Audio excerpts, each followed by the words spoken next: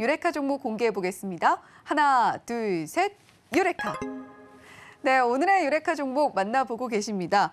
사실 이 종목 현대로템으로 지금 공개가 되고 있는데 지난 방송에서도 계속 지켜보고 있다 강조해 주셨던 종목이잖아요. 네. 일단 현대로템 같은 경우에는 일단 노란톡방에서도 역시 추천을 도와드렸었고 네. 최근에도 수익을 또 잘 낸 종목이기도 합니다. 현대로템은 사실 저도 올해 한 뭐 7월 달, 8월 달 이때 한 첫 번째 상승, 두 번째 상승이 있었잖아요. 네, 그때 당시에도 그 상승을 다 거래를 참여를 했었어요. 그러니까 뭐 그때 당시에 제가 종목 추천을 하지 않고 거래를 했던 사람이었기 때문에 이렇게 다 기억이 나고 그리고 현대로템 같은 경우에 항상 이제 지켜봐왔던 종목인데 어떻게 보면은 좀 앞전에 있는 종목들 추천주들이랑 좀 다르게 급등주 성격은 아니지만 시장 주도주의 성격은 또 가지고 있다라는 관점에서 한번 이 종목을 리뷰해보고 싶어서 그러니까 추천도 추천이지만 리뷰해보고 싶어서 한번 가져와 봤고요. 이 종목에 대한 결국에 모멘텀이라고 하면은 한국산 무기를 찾는 국가들이 점점 늘고 있는 추세이기 때문에 저는 방산과 관련해서는 계속해서 주목을 받을 가능성이 높다는 관점이에요. 최근 이제 사우디의 이제 빈살만 왕세자가 한국에 방문했을 때도 이 K 방산에 있어서 큰 관심을 보이면서 어떤 수주 기대감이 생기는 부분들이 있었고요. 사우디는 그동안 이제 미국 수출 무기 중에 약 4분의 1을 이제 사들일 정도로 미국 방산업계에서는 큰 손으로 이제 알려져 있는데 그러나 바이든 행정부 출범 이후에 양국 관계는 악화된 상황에서 최근에 이제 뉴스를 보면은 이란과의 이제 전쟁 이슈도 발생을 했어요. 그러니까 실제 트럼프 때는 사이가 상당히 좋게 지냈었는데 지금 바이든 대통령이 좀 이슈가 있죠. 그러면서 좀 사이가 좀 틀어진 부분에 있어서 그때 이제 고래 싸움에 약간 새우등 이제 터진다 아니면 새우가 이제 수혜를 받지 않을까라는 어떤 기대감을 가지고 현재 지켜보고 있다라고 말씀을 드리고 싶고요. 세계 최고의 그 방산 무기를 자랑하는 게 이제 미국이죠.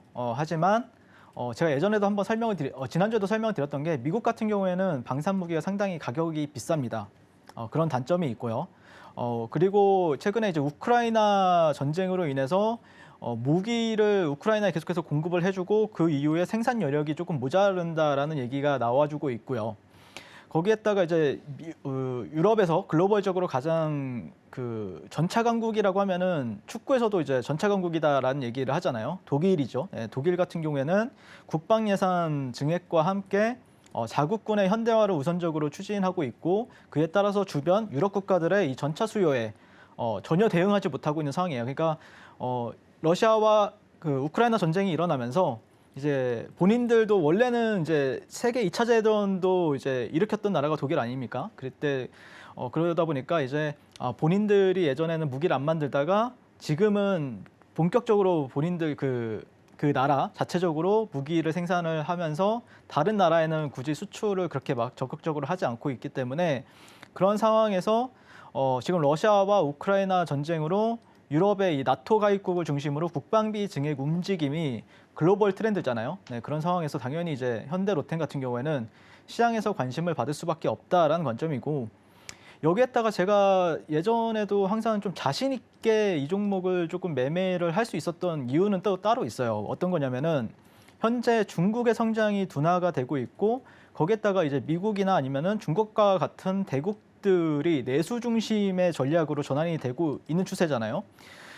그래서 이제 사실 이제 우리나라 같은 경우에는 20년간 누려왔던 어떤 수출 호황의 시대가 막을 내리는 추세란 말이에요.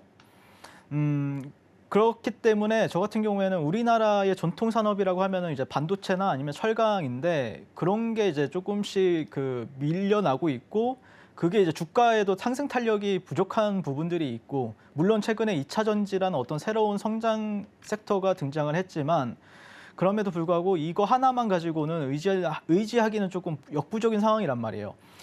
그래서 우리나라의 새로운 이런 주력 산업을 발굴하고 육성해야 되는 어떤 과제가 있는데 이 글로벌 경제 안보 협력의 확장이 필요한 시기에 이 방산이라는 섹터는 새로운 미래의 먹거리가 될 수 있다라는 관점으로 현재 뭐 현대 로템이든 아니면은 한화 에어로스페이스든 LIG 넥스원이든 그런 종목들을 항상 관심 있게 지켜보고 있는데 사실 근데 이제 왜 현대로템이냐라고 하면은 사실 이 종목 같은 경우에는 제가 당일 단타가 되었든 아니면 스윙이 되었든 조금 봉 길이가 길어야 된다라고 항상 주장을 하고 있어요. 그러니까 하나 에어로스페이스나 아니면 LIG 넥스원 또 뭐가 있었죠? 네, 그 한국항공우주 이런 종목들 보면은 거래량도 좀 미미하고요. 그다음에 캔들의 길이도 조금 상승폭이 잘 안 나오는 특성을 보여줘요. 하지만 현대로템 같은 경우에는 한 번씩 뻗을 때마다 쭉쭉쭉 뻗어주는 그런 특성을 보이고 있기 때문에 물론 지나고 나면은 걔네들이 더 상승률이 좋을 수도 있죠. 하지만 저는 어찌됐든 당일날 수익을 내줘야 되고 아니면은 뭐 단기적으로 수익을 내는 사람으로서는 이 현대로템이란 종목이 상당히 공략하기에는 좋다라는 관점이기 때문에 항상 이제 현대로템을 관심 종목군의 1순위로 두고 지켜보고 있다라고 말씀을 드리고 싶고 여기에 이제 최근에 이제 그린 수소나 아니면은 어떤 철도 그리고 미래에는 이제 UAM이나 로봇과 같은 이런 미래 먹거리가 또 풍부한 산업을 영위를 하고 있기 때문에 지금 뭐 철도 같은 경우에 지난주에 철도 이슈가 있었는데 철도 이슈는 조금 줄어들었는데 또 방산과 관련해서 어느 순간 되면 또 이슈를 부각받을 수가 있고 방산이 좀 줄어들면은 또 어떤 또 다른 수소와 관련해서 이슈를 부각받을 수도 있기 때문에 조금 모멘텀이 많지 않나라는 관점입니다. 저는 개인적으로요.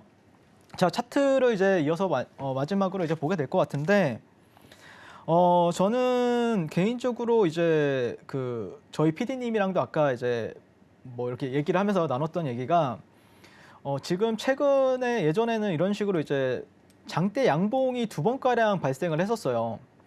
최근에는 그런 장대 양봉이 등장을 안 하고 있죠. 그거는 몇 가지 이유가 있다라고 생각을 하는데 그 주체가 예전에는 이때 그 앞전에 2번 상승 같은 경우에는 그 외국계 프로그램 매수세가 끌어올렸었거든요. 최근에는 보면은 기관 쪽에서 끌어올려주고 있죠. 그 프로그램이 조금 약한 부분이 있고 기관들도 힘을 막 엄청 쓰진 않아요. 그러다 보니까 봉 길이도 조금 좀 예전보다 좀 작고 그리고 매물대적인 요인들 그러니까 이게 기간이 그렇게 길지가 않거든요. 그러니까 실제 보시면은 한 2달가량 됐어요. 2달, 3달? 네, 3달가량 됐는데 보통 대형주 같은 경우에는 좀 잘 가려면은 한 2년 정도는 횡보를 하다가 다시 이제 뻥 뚫어내면은 그때부터 좀 잘 가는 특성을 보여주는데 얘가 이 현대로템이란 종목은 지금 한 2달 동안 이렇게 조금 이걸 뭐라고 하죠? 약간 항아리 같잖아요. 항아리 같아가지고 이 매물을 다들 소화해 내가면서 올라가다 보니까 탄력은 부족하지만 그럼에도 불구하고 저점과 고점은 올려가면서 상승 추세를 보이고 있기 때문에 어느 순간이 되면은 빵 한 번은 터지지 않을까 약간 이런 거 있죠. 이런 상승이 한 번 정도는 나오지 않을까라고 하면서 항상 매일 공략을 하려고 노력을 하는 종목이다라고 말씀을 드리고 싶습니다. 자, 그리고 이제 주봉을 한번 보게 될 것 같은데요. 결국에 주봉상에서도 그런 모습이 나와요. 이 고점과 저점. 자, 이런 저점과 고점, 그리고 저점과 고점. 이렇게 저점들이 올라가는 특성을 보여주고 있잖아요. 그러니까 추세가 상승 추세라는 거죠, 지금. 이런 식으로.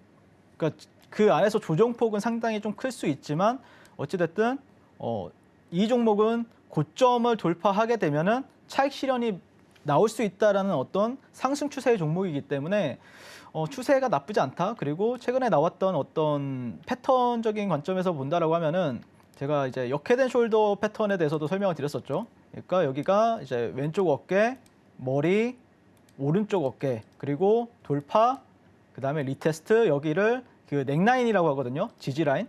그리고 나서 다시 한 번 더 재차 상승하는 모습을 보여주고 있고요. 그러면서 지금은 아마 저항대는 딱 한 군데밖에 없죠. 32,000원 가격대. 이런 가격대가 있기 때문에 여기를 다시 한 번 더 테스트할 가능성이 상당히 높다라는 관점에서 지켜보고 있습니다.